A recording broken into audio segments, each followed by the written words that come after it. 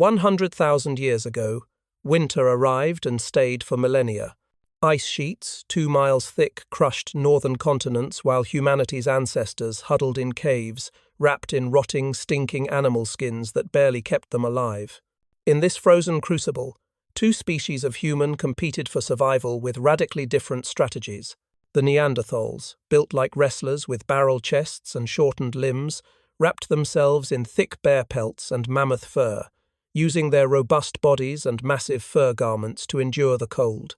Our ancestors, the anatomically modern humans, stood taller and leaner, poorly suited for the Ice Age. Yet they would discover something revolutionary.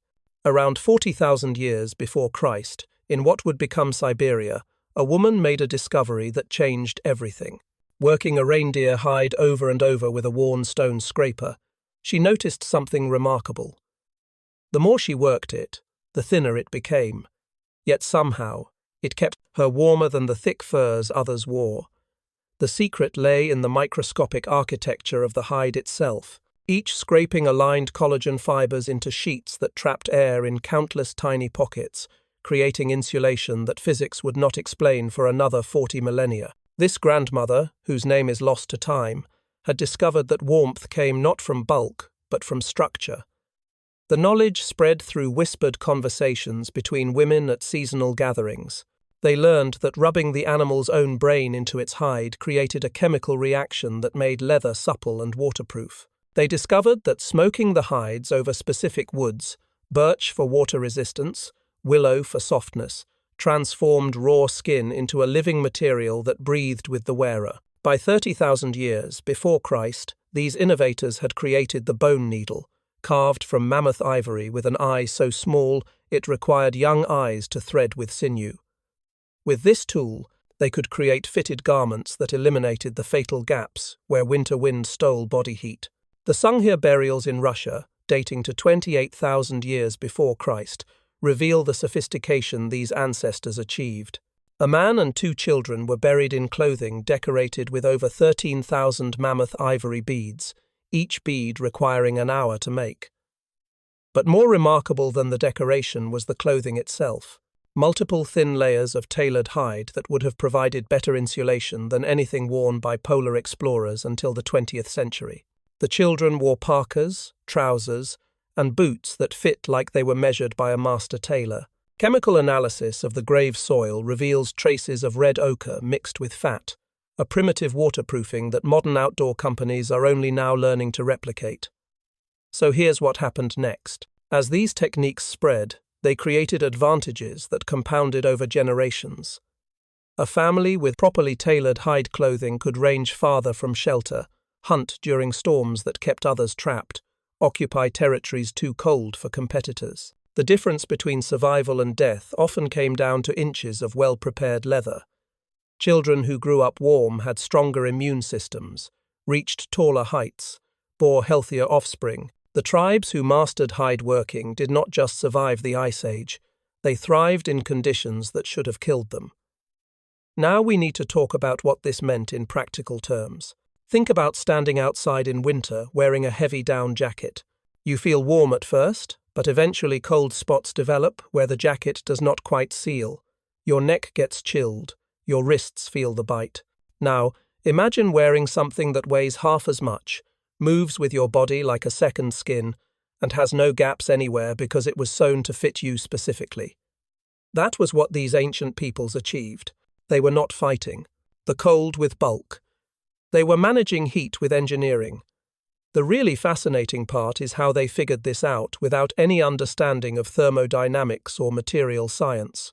They could not see the collagen fibers or understand why brain tanning worked at a molecular level.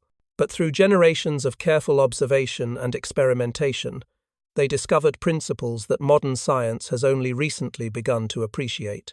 When materials engineers analyze ancient hide clothing under electron microscopes, they find structures that look eerily similar to the most advanced modern insulation materials. The arrangement of fibers, the air pockets, the layering strategies, it all represents solutions to heat management that our ancestors discovered through pure empirical observation. The competitive advantage was enormous. Archaeological evidence suggests that groups with superior hide-working techniques expanded their territories, while neighboring groups contracted or disappeared. This was not about violence or conquest, though that surely played a role. It was about simple survival in an environment that killed the unprepared. A mother who could make proper winter clothing for her children ensured their survival in ways that hunting prowess or gathering skills could not match. The status of hide workers in Ice Age societies must have been immense, though this rarely appears in popular imaginings of prehistoric life. We tend to picture our Ice Age ancestors as brutish and primitive, barely scraping by in a harsh world. But the evidence tells a different story. These were people who understood material properties at an intuitive level that we struggle to match with all our modern technology. They took raw animal hides and transformed them into garments that represented some of the most sophisticated clothing ever created. The woman in Siberia working her reindeer hide 40,000 years ago was not lucky. She was a genius solving complex problems through careful experimentation and observation. The Neanderthals, despite their physical advantages and successful adaptation to cold climates, eventually disappeared. Our ancestors, physically less suited to Ice Age conditions, survived and spread across the globe. Nobody knows exactly why one species thrived while the other vanished, but clothing technology almost certainly played a role. The ability to create fitted, layered garments that eliminated heat loss gave modern humans an advantage that compounded over millennia. They could survive in places too cold for Neanderthals. They could hunt in conditions that kept competitors trapped. They could raise children successfully in environments that should have been lethal. This is where our story really begins, not with agriculture or cities or writing, but with a woman in Siberia discovering that working a hide made it warmer. With mothers teaching daughters the exact pressure needed when scraping, the precise moment when smoke should stop, the way to chew sinew until it became thread. These were the innovations that allowed humanity to survive its greatest challenge and emerge as the dominant species on Earth. Everything that came after, all of human civilization, rested on the foundation built by those ancient hide workers whose names we will never know. As the Ice Age waned around 15,000 years before Christ, humanity began its great dispersal across the globe, and with them travelled the precious knowledge of hide clothing. But this was not knowledge that could be written down or casually shared. It required years of apprenticeship, usually beginning when a girl could first hold a scraper steady. The process demanded perfect timing with the seasons. Hides taken in early autumn, when animals had shed their summer coat but not yet grown full winter fur, produced the finest leather. Brain tanning had to happen within days of the kill, while specific enzymes remained active. Too early, and the hide would rot. Too late, and it would stiffen beyond salvation. Different cultures refined these techniques into art forms that bordered on alchemy. The Inuit developed a method using fermented seal oil that created waterproof seams invisible to the naked eye. Native American tribes of the Great Plains discovered that buffalo brain, mixed with liver and rendered fat, created buckskin so soft it felt like silk, yet could turn aside arrows. In ancient Scandinavia, the Sami people learned to harvest reindeer hides at the exact moment when the hair follicles were loosest, creating garments where the hollow hairs could be turned inside for warmth or outside for water resistance. The women who mastered these skills held positions of immense power in their communities. Among the Blackfoot, the woman who could produce the finest white deer hide held status equal to a war chief. These master tanners formed exclusive societies with initiation rites that included demonstrating the ability to tan a hide so thin you could see firelight through it, yet strong enough to last a lifetime. They sang specific songs while working, the rhythm helping maintain the constant motion needed to prevent the hide from stiffening as it dried. These songs, archaeologists now realize, were mnemonic devices encoding chemical processes in memorable verse. So here's what made this knowledge so powerful. It was not just about making clothes. It was about understanding biological materials at a level that required intimate familiarity with animal anatomy, plant chemistry, seasonal cycles, and material properties. A master hide worker could look at an animal and know instantly whether its hide would produce good leather. She could smell the air and predict whether conditions were right for tanning.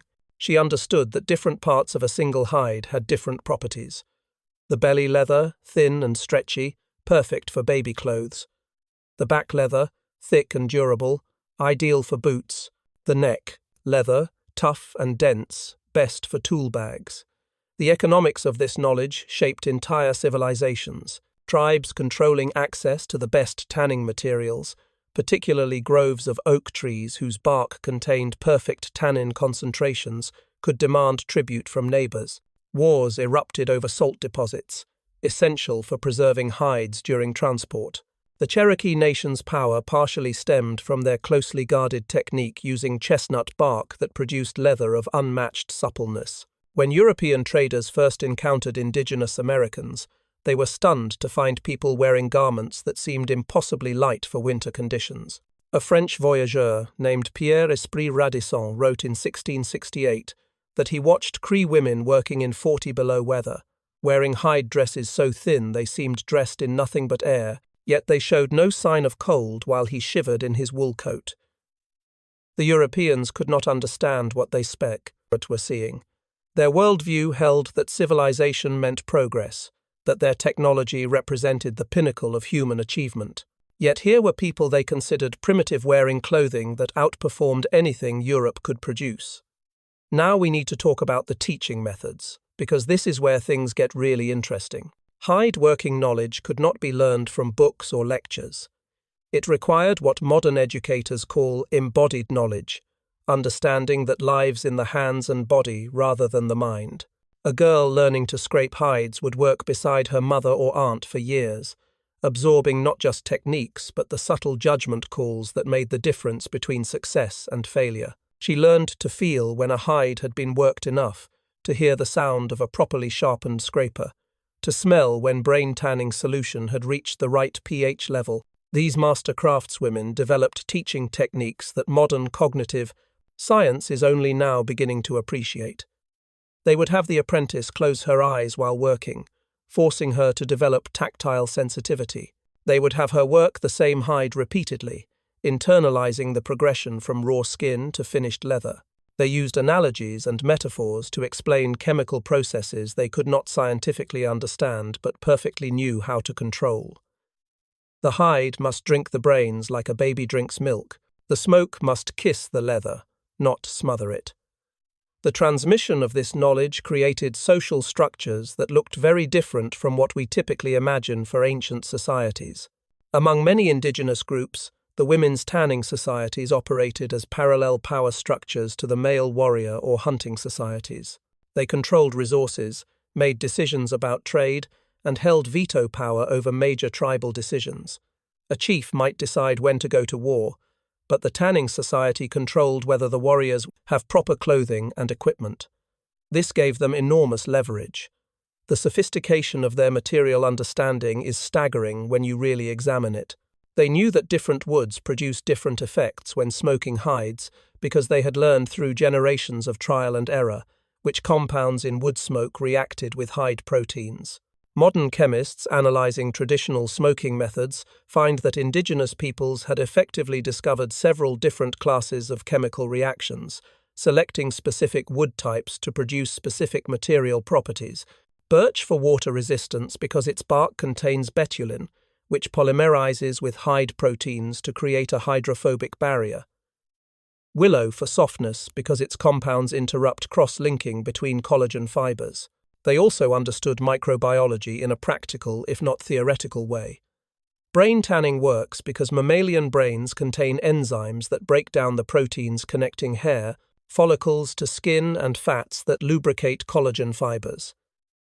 Every animal has enough brains to tan its own hide, a rule that indigenous tanners knew and relied on. They understood that this process had to happen while certain enzymes remained active, which is why timing was so critical. They knew that smoking hides prevented rot because smoke compounds inhibited bacterial growth, though they would not have used those words.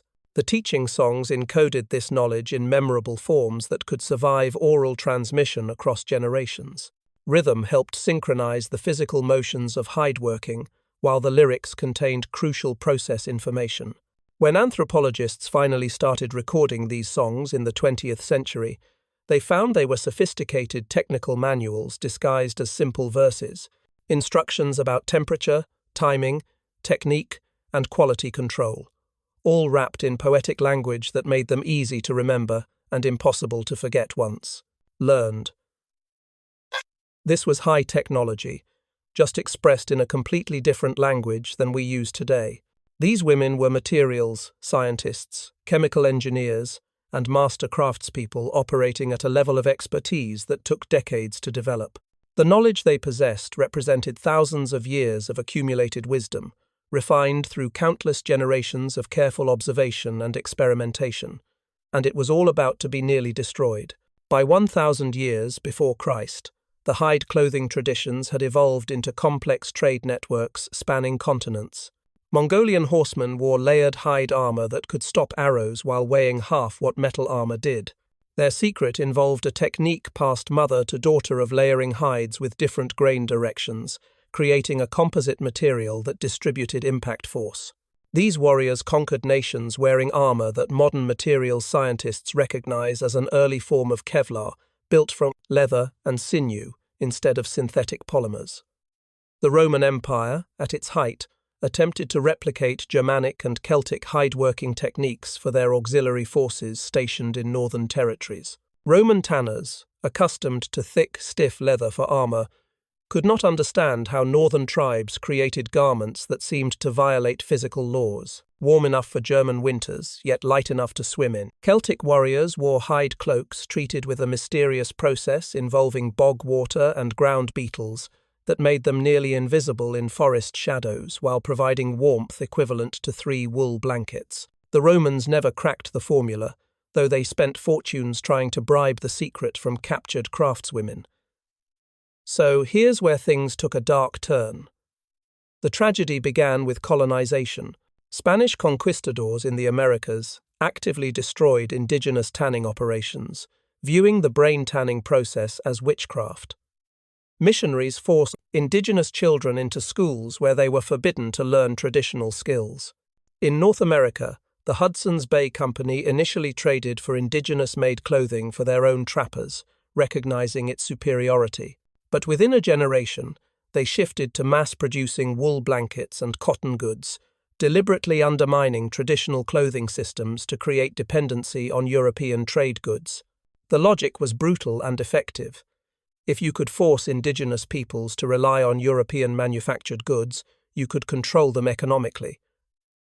Traditional hide clothing represented independence. A family that could make their own clothes from hunted animals needed nothing from traders. But if you could disrupt the transmission of hide-working knowledge, destroy the tanning societies, and make people dependent on purchased cloth, you created captive markets and political leverage. Colonial administrators understood this perfectly. The destruction was systematic and deliberate. Boarding schools separated children from their families during the crucial years when they would have learned traditional skills. Christian missionaries taught that indigenous practices were sinful or savage. Government policies restricted hunting and access to traditional tanning materials. Trade policies deliberately underpriced indigenous-made goods while subsidizing European-manufactured textiles.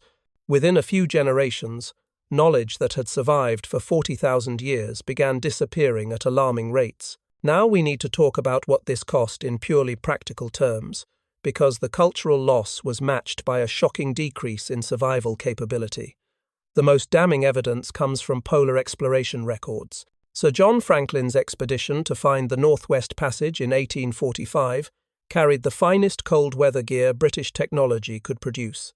Layers of wool, silk, and cotton that weighed over 40 pounds per man. Every member of the expedition froze to death. The expedition disappeared completely, their frozen bodies not found for years. 50 years later, Roald Amundsen succeeded in navigating the Northwest Passage using traditional Inuit clothing that weighed 12 pounds total. He wrote in his journal that indigenous clothing was a masterpiece of efficient design that our civilization seems incapable of improving upon or even matching. Amundsen survived because he humbled himself enough to learn from people who actually knew how to live in the Arctic. Franklin died because British arrogance assumed that European technology was inherently superior to indigenous knowledge. The contrast could not be starker. Franklin's men died wearing what the British Empire considered the apex of cold-weather clothing technology. Amundsen lived comfortably in conditions just as harsh, wearing clothing that indigenous peoples had been making for thousands of years. The difference was not just materials or design. It was an entire philosophy of how humans should interact with extreme environments. European clothing tried to fight nature with bulk and layers. Indigenous clothing worked with natural materials to manage heat and moisture in ways that modern science is still trying to understand. This pattern repeated across every colonial frontier. European settlers struggled and died in conditions where indigenous peoples thrived. They assumed their suffering proved the land was harsh, never considering that their clothing and equipment were simply inadequate. Meanwhile, they systematically destroyed the very knowledge systems that could have taught them how to survive. It was a kind of willful ignorance backed by colonial violence. The tragedy deepened through the 19th and 20th centuries. As indigenous populations were confined to reservations or displaced from traditional territories, access to the animals and plants needed for hide working became restricted. Government policies often prohibited traditional hunting even for clothing production. The great buffalo herds that had provided hides for plains tribes were deliberately exterminated, partly to subjugate indigenous peoples by destroying their resource base. In a single generation, practices that had sustained peoples for millennia became impossible to continue. The women who held this knowledge watched it dying. They tried to pass it on, but their daughters were in boarding schools. They tried to practice it, but could not access materials. They tried to teach interested outsiders, but faced mockery or legal restrictions. By the early 1900s, anthropologists racing to document traditional knowledge before it vanished completely found many communities where only a handful of elders still remembered the old ways. The master tanners, who had once held power equal to chiefs, were reduced to curiosities for visiting researchers. What made this especially painful was that the indigenous peoples could see perfectly well that European clothing was inferior for the environments they lived in. A Cree elder watching a European trapper struggle in inadequate wool clothes could have taught him how to make proper winter clothing in a few months, but the power dynamics of colonialism meant that knowledge flowed only one direction. Europeans expected indigenous peoples to adopt European ways, never imagining they might have something to learn. The cost of this arrogance measured out in frozen corpses across the northern latitudes. Trappers, explorers, prospectors, all died wearing what they considered civilized clothing, while indigenous peoples survived in what Europeans dismissed as primitive garments. Each death represented a failure to learn, a refusal to acknowledge that human ingenuity exists in many forms and that sometimes the oldest solutions are the best ones. By the mid-20th century, the knowledge that had allowed humanity to survive the Ice Age teetered on the edge of extinction. Fewer and fewer people knew how to brain tan a hide, how to smoke it properly, how to sew it into garments that could keep someone alive in extreme cold. The grandmothers who held this knowledge were dying, and their wisdom was dying with them. It looked like the end of a 40,000-year-old tradition. But then something unexpected happened. In 1962, a United States Air Force survival instructor named Gene Fear was stationed in Alaska when he observed an Inupiaq elder named Tic Tac walking comfortably in 60 below weather, wearing what appeared to be impossibly thin hide clothing. Fear, wearing the military's latest cold weather system weighing 35 pounds, was still cold. Tic Tac's entire outfit weighed 11 pounds. This encounter launched a scientific investigation that continues today. Electron microscope analysis of traditional hide clothing revealed a microscopic structure that modern textile manufacturing cannot replicate. The chaotic yet organized arrangement of collagen fibers creates what physicists call optimal thermal resistance through controlled chaos, essentially using the same principles that would later be applied in aerospace insulation. Modern outdoor clothing companies now spend millions trying to understand what our ancestors knew intuitively. Patagonia employs indigenous consultants to study traditional techniques. The North Face has a laboratory dedicated to analyzing museum specimens of prehistoric clothing. Yet despite all this technology, we still cannot match the warmth-to-weight ratio achieved by a competent hide worker 30,000 years ago. The most advanced synthetic insulation achieves about 60% of the efficiency of properly prepared caribou hide. Gore-Tex, marketed as breathing waterproof fabric, allows about 1/3 the moisture transfer of traditionally smoked deer hide. So here's what happened when modern science finally started paying attention. Researchers discovered that traditional hide clothing was not just good, it was better than anything modern technology could produce using the same weight budget. This was not a romantic notion or cultural nostalgia. It was measurable, quantifiable superiority. The collagen fiber structure in brain-tanned hide creates millions of tiny air pockets that provide insulation while allowing moisture vapor to escape. Synthetic materials either trap moisture, making you wet and cold, or allow too much air exchange, letting heat escape. Traditional hide achieves a balance that modern materials science struggles to replicate. The military took notice. Special operations forces who work in extreme environments began seeking out indigenous teachers. Navy SEALs training for cold weather operations learned that their high-tech gear performed worse than sealskin clothing, made using 1,000-year-old techniques.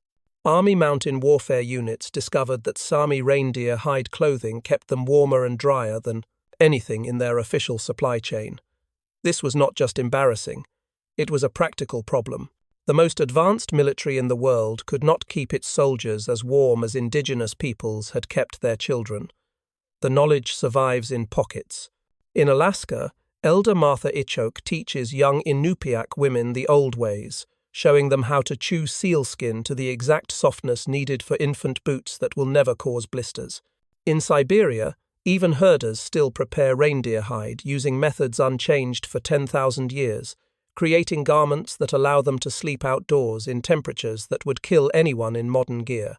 The United States military now sends Special Forces units to train with indigenous peoples, learning that survival in extreme cold depends not on fighting nature with technology, but understanding how to work with natural materials. Now we need to talk about what this means for our future, because the implications go far beyond clothing. Climate change is making weather more extreme and unpredictable. The clothing industry is one of the most polluting on Earth, producing billions of garments that last a few seasons before being discarded. Synthetic outdoor clothing relies on petroleum products and creates microplastic pollution.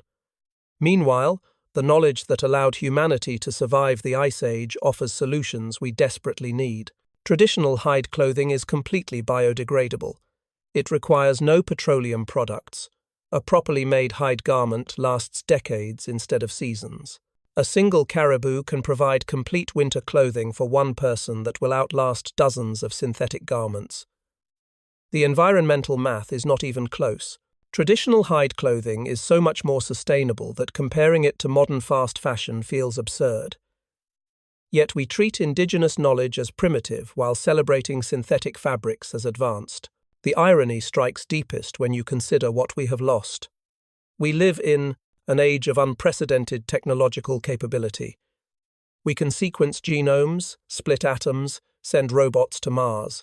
Yet we cannot make winter clothing as good as what a skilled grandmother could produce 30,000 years ago using stone tools and animal brains.